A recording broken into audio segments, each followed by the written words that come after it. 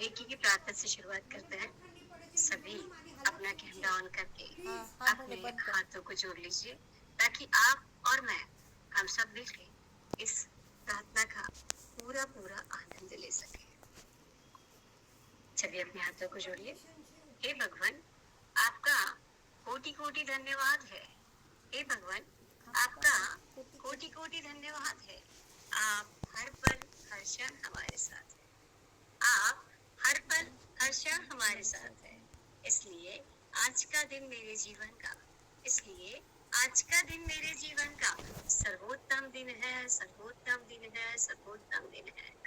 प्यार, आदर, सम्मान, खुशियां, सफलता, उपलब्धियां, आत्मविश्वास से भरा हुआ सर्वश्रेष्ठ दिन है, सर्वश्रेष्ठ दिन है, सर्वश्रेष्ठ दिन है। हे भगवान, आपका धन्यवाद है कि मेरे भीतर असीम शक्ति है, असीम शांति है। असीम शक्ति है, असीम शांति है। असीम शक्ति है, असीम शांति है। हे भगवान, आपका धन्यवाद है कि मेरे पास प्रचुर मात्रा में धन है, प्रचुर मात्रा में धन है, प्रचुर मात्रा में धन है। हम विचार, वाणी व व्यवहार से हम विचार, वाणी व व्यवहार से सकारात्मक है, सकारात्मक है, सकारात्मक है। भगवान, आपकी कृपा से मेरा घर भगवान, आपकी कृपा से मेरा घर सुख, शांति, समृद्धि और ऐश्वर्य से परिपूर्ण है, परिपूर्ण है, परिपूर्ण है। इतनी कृपा भगवान बनाए रखना, इतनी कृपा भगवान बनाए रखना। जो रास्ता सही हो उस पे चलाए रखना। मैं के जीवन हर किसी का इस जग में मेरे कारण, मैं के जीवन हर किसी का इस जग में मेरे कारण ऐसी कृपा प्रभु सदा बनाए रखना, सदा बनाए रखना, सदा बनाए रखना।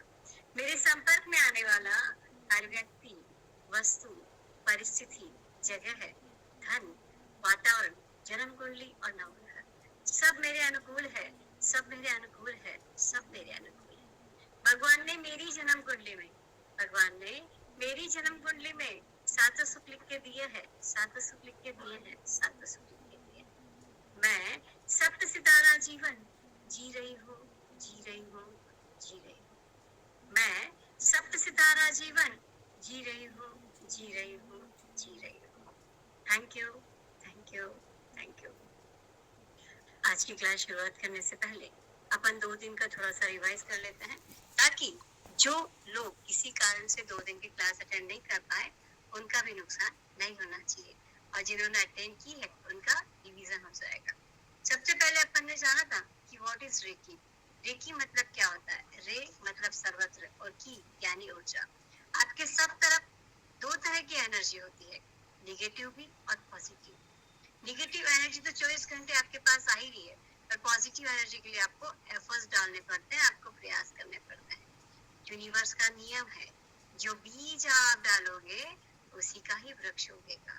तो अपन अपने दिमाग के अंदर नेगेटिव एनर्जी का बीज तो बहुत जल्दी डाल देते हैं, पर पॉजिटिव एनर्जी के लिए बार बार सोचते हैं, विचार करते हैं, करना चाहिए या ना करना चाहिए।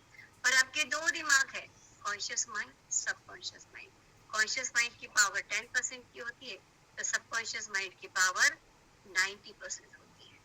कॉन्शियस माइंड जो चीज देखता है उसको सच मानता है, पर सबकॉन्शियस माइंड जन्म से लेके आज तक आप जो जो चीज इकट्ठा करते हो उस सबको मानता है। और उसके लिए आपको रेकी का एक पहला पिलर दिया गया था, अफर्मेशन। अफर्मेशन किस तरह से काम करती है, अफर्मेशन किस तरह से बोलनी चाहिए आपको सिखाया गया था। और उसके बाद सेकंड पिलर आपको दिया गया था, विजुअलाइजेशन। अफर्मेशन तो काम करती है, पर अफर्मेशन के साथ साथ जब विजुअलाइजेशन की पावर मिल जाती है तो उसकी एनर्जी डबल हो जाती है। जैसे आपको बोला गया था कि मन बड़ा चंचल है, जिस कार्य के लिए मना किया जाता है उसी कार्य की तरफ दौड़ता है। और आपको बोला गया था कि सफेद हाथी या काले हाथी का ख्याल नहीं करना है, पर जब मन का बोला जाता है कि नहीं तो उस कार्य को बहुत जल्दी करता है, बहुत ज्यादा करता है। और ये मैं नहीं कहती, ये साइंटिस्ट लोगों ने भी प्रूव किया है कि जब किसी कार्य को आप 21 दिन लगातार वाइब्रेशन दे देते हो तो वो कार्य आपका सिद्ध हो जाता है। और उन्होंने 3 चावल के जार लिए, एक पे लिखा लव, एक पे लिखा नथिंग, एक पे लिखा हेट। जिसको लव लिखा था उसको प्यार भरी अफर्मेशन दी गई थी 21 दिन तक, और जिसमें नथिंग लिखा हुआ था वो जैसे थे वैसे रहे, उनको कोई अफर्मेशन नहीं गई थी। और जिसपे हेट लिखा हुआ था उसको 21 दिन तक पूरी नफरत भरी अफर्मेशन दी गई थी। और उसके बाद उसके अंदर देखिए, आप खुद देखिए कि जिसको प्यार भरी अफर्मेशन दी थी, उस चावल का एक एक कण खिल गया, उस चावल के अंदर से खुशबू आ गई और चावल बहुत अच्छे हो गए। और जिसको दही नथिंग कुछ नहीं दिया था, वो जैसे थे वैसे रहे। लेकिन जिनको 21 दिन तक लगातार नफरत भरे शब्द बोले गए थे, उनके चावल सड़ गए, खराब हो गए, उनके अंदर से बदबू आने लग गई। जब इन चीजों पे इतना इफेक्ट पड़ता है तो क्या आपके शरीर पे इफेक्ट नहीं आता? बहुत इफेक्ट आता है। इसीलिए कहा जाता है, आपको अफर्मेशन दी गई थी कि I am the best, today is my day, मैं सबसे अच्छी हूँ, आज मेरा दिन है। और उसके बाद अपन ने दूसरे दिन की क्लास में कल देखा था कि नकारात्मक एनर्जी कैसे आती है तो उसको कैसे हटाना है, और पहली बात तो वो आती कहाँ से, ये सब कुछ अपन ने जाना था। और उसके बाद में नमक का पोछा लगाना है, या जो कुछ ब्रेसलेट आपको बताए गए थे, इन ब्रेसलेट को किस तरह से यूज करना है, किस तरह से इनको साल भर तक एनर्जी दी गई है। और जब आप बोलेंगे कि आपको चाहिए तो आपकी फोटो, आपका नाम, आप कौन से शहर से है, ये सब कुछ लेके फिर आपको ये ब्रेसलेट चार्ज करके आपको कोरियर किया जाता है। तो ब्रेसलेट के द्वारा भी आपकी एनर्जी को बढ़ा सकते हैं। और उसके बाद आपको रेकी का तीसरा पिलर बताया गया था, वो था नजर हटी दुर्घटना घटी। जी हाँ, मेडिटेशन। मेडिटेशन ऐसी चीज है जो शुरू में आपको बिल्कुल अच्छी नहीं लग सकती। ध्यान ऐसा है कि शुरुआत में आपको करना अच्छा नहीं लगेगा। आप भी जानते हैं कि ध्यान करना आपके लिए अच्छा है, करना चाहिए, पर मन बड़ा चंचल है। अगर आपको 2 घंटे का फोन चलाने के लिए बोला जाए, आप आराम से चला सकते हैं। लेकिन अगर मैंने कहा कि 2 घंटे का मैं आपको मेडिटेशन कराऊंगी, तो आप तुरंत क्लास को लीव करके बाहर निकल जाते हैं। तो मन हमेशा निगेटिव एनर्जी की तरफ दौड़ता है। फिर मेडिटेशन किस तरह से करना चाहिए, किस तरह से अपनी पावर को बढ़ाना चाहिए, छोटे छोटे से शुरुआत करो। 15 मिनट का मेडिटेशन से शुरुआत कीजिए, फिर धीरे धीरे आपको क्या करना है, मेडिटेशन करने के लिए सही वातावरण होना चाहिए। जैसे मेडिटेशन करने आप बैठे और आप फोन चला रहे हो, आप किसी से बात कर रहे हो, आपकी टीवी चल रही है, तो आपका मेडिटेशन में ध्यान नहीं लगेगा। इस वातावरण होना चाहिए। और आपको एक बॉक्स ब्रेथिंग टेक्निक सिखाई गई थी, जो टेक्निक आपको ग्रैंड मास्टर में सिखाई जाती है, वो आपको फ्री क्लास में इसलिए सिखाई गई क्योंकि मुझे पता है लोगों के अंदर इतनी ज्यादा निगेटिविटी आ गई है कि वो हर कार्य को पहले नहीं से शुरुआत होती है, इसलिए आपको बॉक्स ब्रीथिंग सिखाई गई थी। और जो आपका शरीर है, उसको कंफर्ट रखना, उसको आरामदायक रखना सबसे ज्यादा जरूरी है। जब आप आपके शरीर को एकदम कंफर्ट रखते हो, आरामदायक रखते हो, तभी आपको मेडिटेशन करने में मजा आता है। और कल अपन ने एक निगेटिव वॉल को निकाल के फेंका था और पॉजिटिव वॉल को एक्सेप्ट किया था। इस तरह से छोटा सा मेडिटेशन करके अपन ने देखा था। और उसके बाद एक बहुत पावरफुल टेक्निक अपन ने चीज सीखी थी, वाटर चार्ज थेरेपी।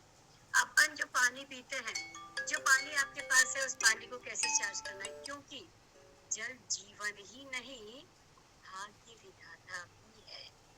जल जीवन ही नहीं, भाग्य विधाता भी है।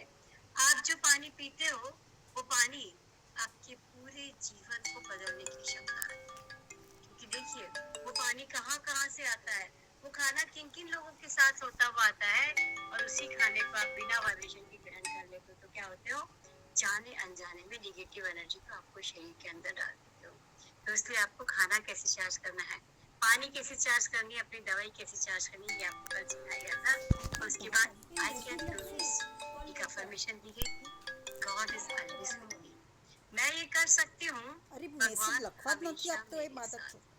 और आपको ये अफर्मेशन बोलने के बाद या 2 दिन की क्लास करने के बाद अगर अच्छा लगा तो चैट बॉक्स में मुझे लिखिए यस, कि हाँ, अगर आपने 2 दिन की क्लास अटेंड की है, जो आपको होमवर्क दिया गया था वो होमवर्क आपने किया है, उस अफर्मेशन को आपने सुबह 7 बार, दोपहर में 7 बार, रात में 7 बार लिखा है, या कांच के सामने खड़े होकर आपने अफर्मेशन को बोला है, तो डेफिनेटली आपको अच्छा लगा है।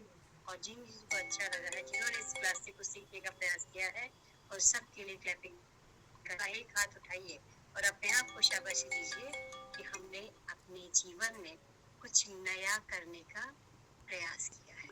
क्योंकि देखिए, जब तक आप खुद नया करने का प्रयास नहीं करेंगे, कोई बाहरी शक्ति आपको कुछ नहीं कर सकती। क्योंकि अपॉर्चुनिटी रोज रोज आपके द्वार पे नहीं आती है, पॉजिटिव एनर्जी रोज रोज आपके द्वार पे नहीं आती है, निगेटिव एनर्जी तो 24 घंटे आपके पास आ ही रही है और आती रहेगी। और पॉजिटिविटी के लिए आपको प्रयास तो करना ही पड़ेगा। जैसे मैं हमेशा कहती हूँ कि दूध बेचने वाले को घर घर जाना पड़ता है, पर शराब बेचने वाले को कहीं नहीं जाना पड़ता। लोग उसके पास अपने आप चले जाते हैं और दूध बेचने वाले से पूछा जाता है कि कहीं तुमने दूध में पानी तो नहीं मिलाया, और शराब में खुद ही पानी मिला मिला के पीते हैं। तो चलिए आज की क्लास की अपन शुरुआत करते हैं कि सबसे पहले आपको मैं बताना चाहूंगी कि एक 8 साल की बच्ची बहुत जोर जोर से रो रही थी, कुर्सी पे बैठी हुई थी, उसके दांतों में इतना दर्द था कि उससे दर्द सहन नहीं हो रहा था। उनके घर के अंदर भंडारा चल रहा था, सब लोग खा रहे थे, मौज मस्ती कर रहे थे, और वो 8 साल की बच्ची कुर्सी पे बैठी बैठी रो रही थी। उसके गालों में सूजन भी थी, कुछ खाया पिया नहीं जा रहा था। तभी एक व्यक्ति वहां पे आता है और उसके गालों में 5 मिनट तक हाथ रखता है और उसको हील करता है, उसका सारा दर्द गायब हो जाता है। जो बच्ची रो रही थी उसका दर्द गायब हो जाता है, आधे घंटे के बाद उसकी वो सारी सूजन ठीक हो जाती है। आप सोच रहे होंगे बिना ऑपरेशन के, बिना दवाई के, बिना मेडिकेशन, बिना डॉक्टर के क्या ये पॉसिबल है? जी हाँ, ये कार्य करके दिखाया जापानी रेकी का आविष्कार जिन्होंने किया, डॉक्टर मिकाओ उसेई। शायद आपने इनका नाम सुना होगा, और जब भी अपन रेकी की चर्चा करते हैं तो डॉक्टर मिकाओ उसेई के नाम लिए बिना उसकी चर्चा शुरू हो ही नहीं सकती। इन्होंने जापानी रेकी का आविष्कार किया था। थोड़ा सा मैं इनके बारे में बताना चाहूंगी कि डॉक्टर मिकाओ उसेई एक प्रिंसिपल थे, उनको बच्चों से बड़ा प्यार था। एक बार एक बच्चा आता है और उससे पूछता है कि जब पुराने जमाने में बिना डॉक्टर के, बिना दवाइयों के, बिना इंजेक्शन के, बिना ऑपरेशन के ठीक हो जाते थे, तो क्या आज नहीं हो सकते?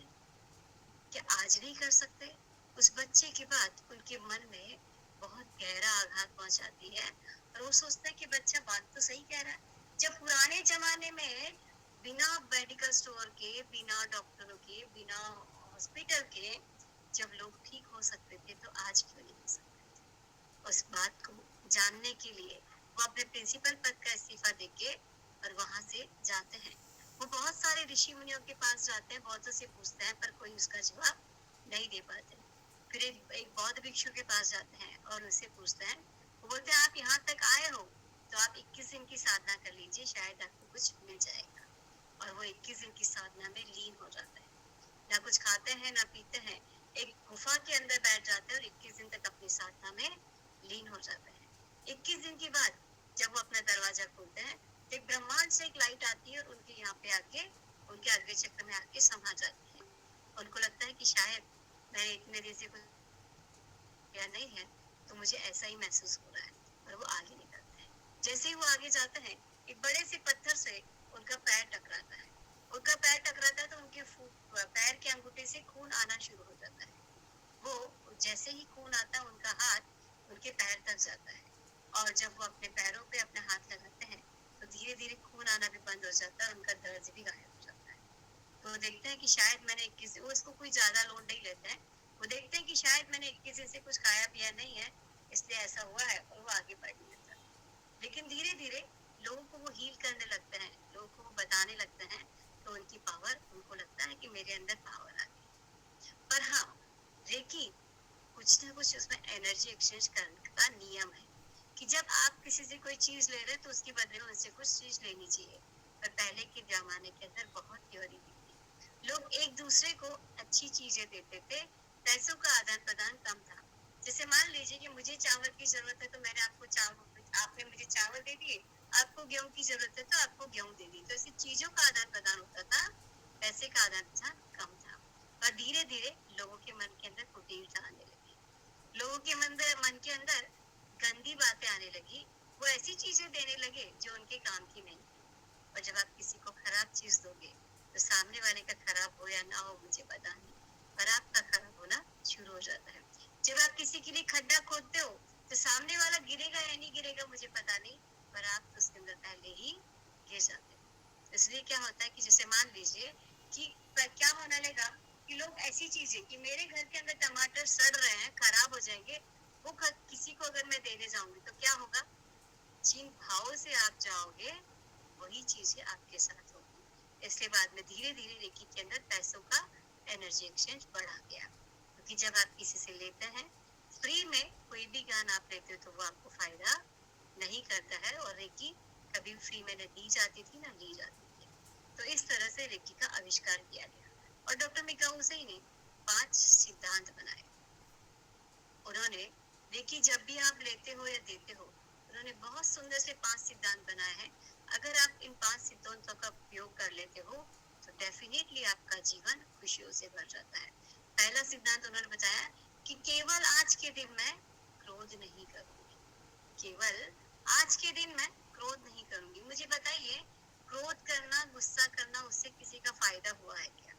जिस पे आप क्रोध करते हो उसको फायदा होता है, आप जिस पे क्रोध करते हो उसको फायदा होता है, किसी को भी फायदा नहीं होता है। मैं आपको बताना चाहूंगी एक छोटी सी और रियल स्टोरी। ये स्टोरी नहीं है, ये सच्चाई है। एक हंसता खेलता परिवार था, सब बहुत खुश थे और एक पत्नी ने अपने पति के मनपसंद खाना बनाया था। पति और बच्चे खाना खाने बैठे, पत्नी बड़े प्यार से खाना खिला रही थी। पति ने जैसे ही पहला निवाला अपने मुंह में डाला, बड़ी जोर से चिल्लाया, क्या बकवास खाना बनाया है, क्या खाने में नमक भी डलता है, तुम्हें ये भी पता नहीं है? जैसे ही उसने सेंटेंस बोला, पत्नी का और पति का झगड़ा शुरू हो गया और झगड़ा इस चरम सीमा पे पहुंच गया कि दोनों को पता ही नहीं और दोनों का पति का हाथ पत्नी के गले तक चला गया। पुरानी बातों को निकालते उनका झगड़ा इतना बढ़ गया कि पति का हाथ पत्नी के गले तक चला गया और पत्नी का देहांत हो गया। जब तक पति बात को समझ पाता तब तक पत्नी का स्वर्गवास हो चुका था और पति ने अपना गुनाह कबूल कर लिया। पुलिस वहां पे आ गई, पति ने अपना गुनाह कबूल कर लिया, पति जेल चला गया, पत्नी का स्वर्गवास हो गया, बच्चे अनाथ हो गए। आप मुझे बताइए, क्या ये क्रोध अच्छा है? एक मैं और रियल स्टोरी बताना चाहती हूँ, एक सच्ची घटना बताना चाहती हूँ कि 5 साल का बच्चा दौड़ा दौड़ा स्कूल से छुट्टी हुई थी और स्कूल से छुट्टी होते ही दौड़ा दौड़ा अपनी माँ की तरफ आ रहा था। उसको अपनी सारी दिन भर की स्कूल की बातें माँ को बतानी थी और माँ ने उसी दिन बहुत चाइना के बहुत महंगे कप खरीद के डाइनिंग टेबल पे रखे थे और माँ बर्तन धो रही थी, बर्तन धोने के लिए खड़ी थी। बच्चे को नहीं मालूम था कि बॉन चाइना के कप वहाँ पे पड़े और बच्चे को सिर्फ अपनी माँ दिख रही थी। बच्चा उस माँ की तरफ दौड़ रहा था और उसका अचानक हाथ डाइनिंग टेबल पे पड़े उस कप के ऊपर जाता है और जैसे ही बच्चे का हाथ उस कप पे जाता है वो कप नीचे गिरता है। उस माँ को सिर्फ उसका गिरने की आवाज आती है और वो वहीं से एक बड़ा सा चम्मच उसकी तरफ अपने बच्चे की तरफ फेंकती है। जैसे ही वो चम्मच की फेंकती है उस बच्चे की आंख पे आके लगता है और उस बच्चे की आंख की रोशनी हमेशा हमेशा के लिए चली जाती। क्या मुझे बताइए, उसके बाद वो कितने ही डॉक्टरों को दिखाती है, कितना ही उसका इलाज कराती है और उसकी आंखों की रोशनी वापस नहीं आ पाती है। तो आप मुझे बताइए कि क्या ये गुस्सा, क्या ये क्रोध अच्छी बात है? नहीं। इसे डॉक्टर मिकाओ से पहला सिद्धांत बनाया है कि केवल आज के दिन में क्रोध नहीं करूंगी। दूसरा सिद्धांत है केवल आज के दिन में चिंता नहीं करूंगी। चिंता को चिता समान बोला गया है। चिता में इंसान एक बार जलता है पर चिंता में इंसान हर दिन जलता है, हर रोज जलता है, बार बार जलता है। चिंता मत कीजिए। देखिए, भूतकाल तो जो हो चुका है उसको तो आप बदल नहीं सकते और भविष्य काल तो अभी गर्भ में है, तो आपके हाथ में तो सिर्फ वर्तमान है और वर्तमान अगर आप चिंता में रहेंगे, अगर आपका वर्तमान चिंता में रहेगा तो मुझे बताइए आपका भविष्य कैसे उज्जवल हो सकता है? और जब आपका वर्तमान और भविष्य खराब है तो आपका काल तो खराब होना ही होता है। इसलिए देखिए, सिर्फ आपके हाथ में वर्तमान है और अगर आपका वर्तमान अच्छा है तो आपका भविष्य भी अच्छा होगा, आपका भूतकाल भी अच्छा होगा। इसलिए क्या करना है? भविष्य की योजनाएं बनाइए पर भविष्य की चिंता नहीं करनी चाहिए। और तीसरा नियम है, केवल आज के दिन में अपना कार्य ईमानदारी से करोगे, क्योंकि जब आप अपना कार्य ईमानदारी से करते हो तो यकीन मानिएगा आपके जीवन में भी ईमानदार लोग आना शुरू हो जाते हैं। आजकल अपन बोलते हैं कि पंचम काल चल रहा है, बेईमानी बढ़ गई है, ईमानदार लोग तो जैसे खत्म ही हो गए। मैं पूछना चाहूंगी कि क्या चतुर्थ काल में रावण जैसे लोग नहीं थे? क्या चतुर्थ काल के अंदर कंस जैसे लोग नहीं थे? थे, पर उस समय बेईमानी की नहीं, ईमानदारी की चर्चाएं ज्यादा होती थी, और आजकल बेईमानी की चर्चा ज्यादा होती है। तो इसलिए क्या करना है, अपना कार्य ईमानदारी से कीजिए, बाकी लोग क्या कर रहे हैं उसको आपको सोचना नहीं है। और चौथा नियम है, केवल आज मैं हर पल कुदरत कृपा का आभार मानूंगी और सब स्वीकार करूंगी, क्योंकि जो आपको मिला है, लाखों लोग आपके जैसी जिंदगी जीने के लिए रोज परमात्मा से गुजारिश करते हैं। जो जिंदगी आप जी रहे हो, लाखों लोग आपके जैसी जिंदगी जीने के लिए बार बार भगवान से प्रार्थना कर रहे हैं। तो जो आपको, अपन क्या करते हैं कि रोज आप बोलते हो कि मेरी आंखें अच्छी नहीं है, मेरा कलर अच्छा नहीं है, मेरा बाल अच्छे नहीं है, मेरी हाइट अच्छी नहीं है, ये तो आप रोज बोलते हो, लेकिन जो आपको मिला है क्या उसके लिए धन्यवाद देते हो? उनसे पूछो जिनके पैर नहीं है, उनसे पूछो जिनके हाथ नहीं है, उनसे पूछो जिनकी आंखें नहीं है। आपको तो परमात्मा ने भर भर के दिया है, तो फिर शिकायत क्यों करते हो? केवल आज और जब जब आप thank you, sorry, I love you, I respect you, I forgive myself, इन 5 शब्दों का आपको जीवन में उतार लेंगे, तो डेफिनेटली जब आप आभार मानने लगेंगे, जब आप ग्रेटिट्यूड करने लगेंगे, तो आपके जीवन के अंदर भी सक्सेस मिलेगा ही मिलेगा। एक छोटी सी स्टोरी से मैं आपको इसको और ज्यादा क्लियर समझाना चाहूंगी कि एक मंदिर के बाहर एक भिखारी बैठता था, वो रोज परमात्मा से शिकायत करता था, और उसी मंदिर के अंदर एक सेठ आता था, वो रोज परमात्मा को बोलता था कि भगवान आपने मुझे इतना दिया है, इतना दिया है, इतना दिया है कि मैं आपके शब्दों में भी शुक्रिया अदा नहीं कर सकता। आपने मुझे मेरी योग्यता से भी ज्यादा दिया है। रोज परमात्मा को भर भर के इस तरह से धन्यवाद देता था। तो वो एक दिन वो भिखारी पंडित को बोलता है कि तुम्हारा भगवान बहुत गंदा है, वो सेठ को तो भर भर के दिए जा रहा है, और मैं गरीब भिखारी हूँ, तो मेरी झोली को भरता ही नहीं है, मेरी जो ये छोटा सा टोकरा है ये भी नहीं भरता है, तुम्हारे भगवान बहुत पासनीति करते हैं। तो पंडित उसको बोलते हैं, वो जवाब अपने साथ लेके जाइएगा, कि पंडित बोलता है कि उस पंडित उस सेठ के पास जाता है और बोलता है कि भाई सेठ, तेरे पास तो भगवान ने इतना दिया है, अब तो भगवान का शुक्रिया अदा करना बंद कर दे। तो सेठ बोलता है कि आज मैं जो कुछ भी हूँ उस परमात्मा की दुआ से हूँ, तो मैं कुछ भी हो जाए पर उनका शुक्रिया अदा करना नहीं छोड़ सकता। और उस भिखारी के पास जाता है वो पंडित, और भिखारी को बोलता है कि भाई तू भगवान का धन्यवाद करना शुरू कर दे। तो बोलते किस बात का धन्यवाद करूं, वो मुझे देता क्या है, वो मुझे आज तक मेरा कटोरा तो भरा नहीं है, मैं किस चीज का धन्यवाद करूं। जैसे ही वो ये शब्द बोलता है, एक फटी हुई चादर जो उसने ओढ़ी हुई थी, उसकी फटी हुई चादर भी उड़ जाती है। कहने का मतलब है कि thank you, sorry, I love you, I respect you, इन शब्दों का प्रयोग आपके जीवन में करिए, डेफिनेटली आपको और अच्छा और अच्छा और अच्छा मिलेगा। और 5वां नियम है, केवल आज के दिन में हर जीव को प्रेम व आदर करूंगी, क्योंकि हर जीव उस परमात्मा की अनुपम कृति है ना, हर जीव को जीने का अधिकार है ना।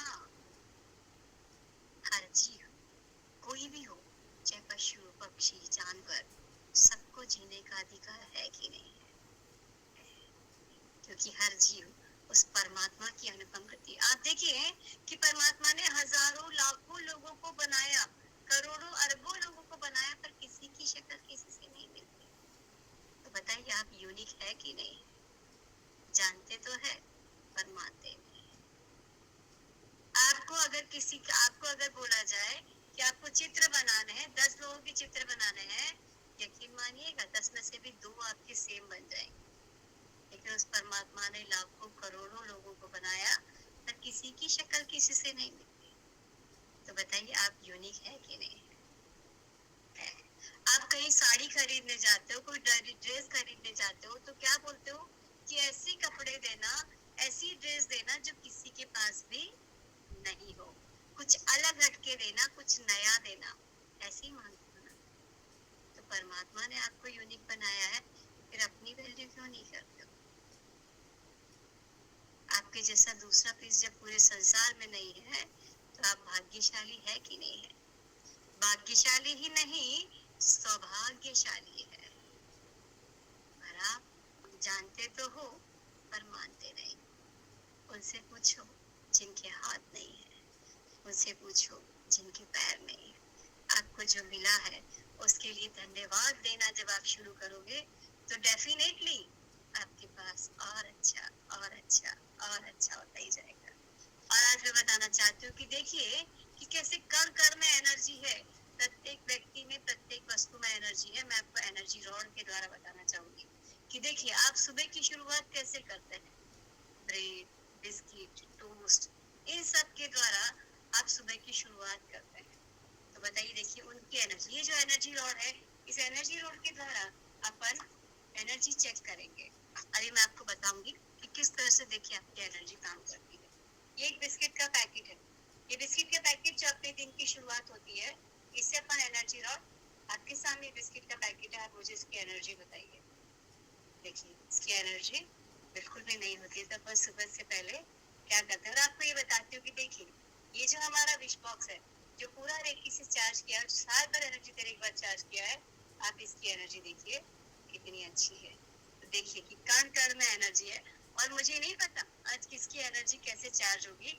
आप में से किसी एक व्यक्ति की जिन्होंने 3 दिन की क्लास अटेंड की है, आप में से उनकी किसी एक की एनर्जी अपन चेक करेंगे। वो कोई भी हो सकता है, मुझे नहीं मालूम वो कौन है। जो भी होगा उसमें आप में से कि कोई एक व्यक्ति की अपन एनर्जी भी चेक करेंगे। अब मैं आपको बताना चाहूंगी कि एक छोटा सा गेम अपन खेलेंगे। क्या आप लोग तैयार है गेम खेलने के लिए? अब जिनके कैमरे ऑन है उनको बड़े आराम से मैं देख सकती हूँ, लेकिन जिन्होंने अभी भी कैमरे बंद कर रखे हैं उनकी जिम्मेदारी मेरी नहीं है। गेम क्या है मैं आपको बता दूं कि अब आपने क्लास अटेंड की है तो मुझे थोड़ी सी आपकी एनर्जी भी चेक करनी पड़ेगी। तो आपको गेम खेलने में मजा आता है कि नहीं आता है? आता है। जब बचपन में अपन गेम खेलते थे तो अच्छा लगता था कि नहीं लगता? बहुत अच्छा लगता था। एक छोटा सा गेम अपन खेलेंगे।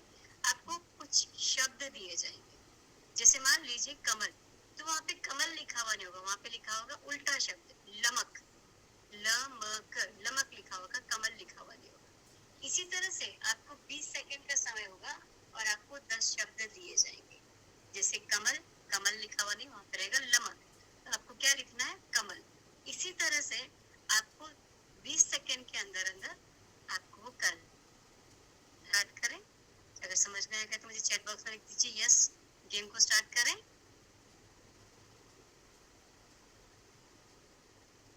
Very good. चलिए आप सबका ध्यान मेरी बातों पे है, मेरी तरफ है, इसलिए सब अपने अपने लिए क्लैपिंग कर लीजिए। चलिए गेम आ रहा है आपकी स्क्रीन पे, गेम को आपकी स्क्रीन पे दिया जा रहा है।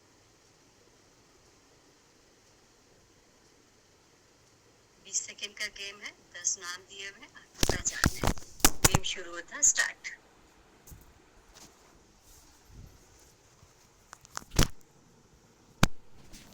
10, 9, 8, 7, 6, 5, 4, 3, 2, 1, स्टॉप।